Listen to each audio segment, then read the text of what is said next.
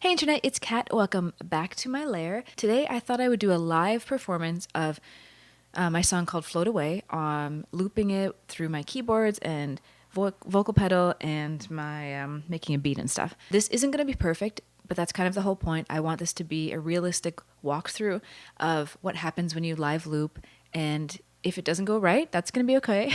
It's an example of things you can do at home as you're practicing to get better at performing by yourself, or to be prepared just in case your band member is sick or something happens and you have to kind of pull it together and do something by yourself. So I hope you enjoy it, and here we go.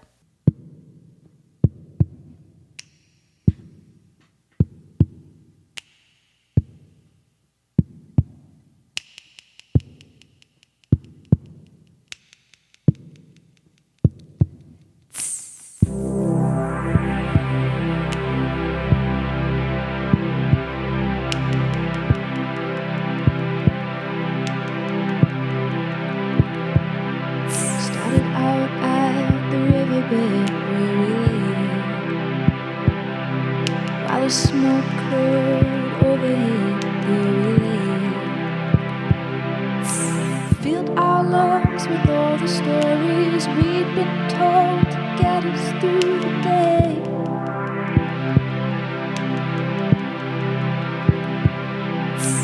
Bodies warm and laid out in the sand, soaking up all the light we can.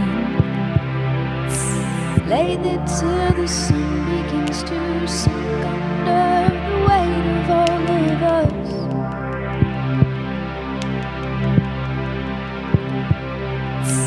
As the fire burns, we saw reflections of the flames in each of us.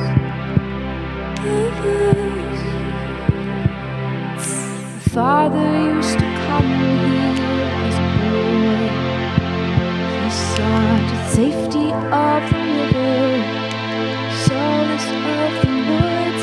My mother used to bring me as a child, and she would cradle me so tightly, as if I'd float away, as if I'd float away.